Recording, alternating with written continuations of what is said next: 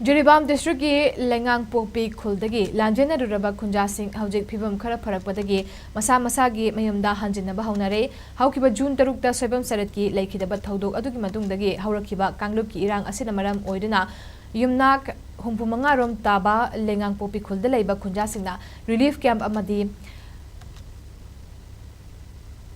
amada khangna chana bagi yum singda changjafam lauduna lerakibani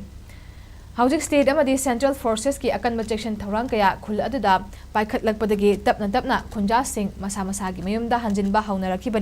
adum oinama khunja sing gi thamoidadi akiba nungnangbadi adumak leiri ahenba security force pibiduna hanagum chathok jasin tawbada akiba leitaba mafam ama ohenbiu hainasu khunja sing na appeal tarakli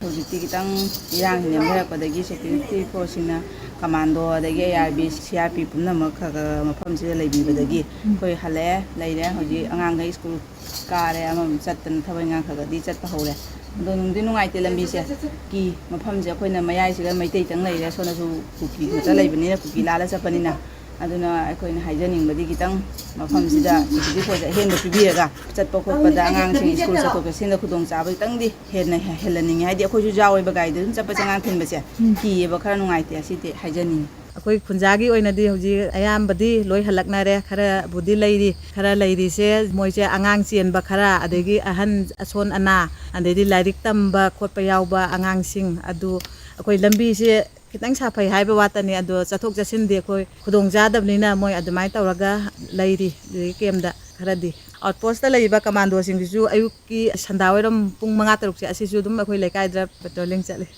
akoidi hai haurakpadagi su chende mafam sida adum lei dum thadoga khun thadoga chatki busu leite akoidi leiba matamda awaba haibo mayamna channa garaga akoi khatang lei hobanina khara nungdang jorakpada akiba budi phawi adubu kasu thudokodi tawgide ado leibadi asum leiri akoi hoji khodi shanti asum leiragadi makha tana mapanda leiba khara sisu akoi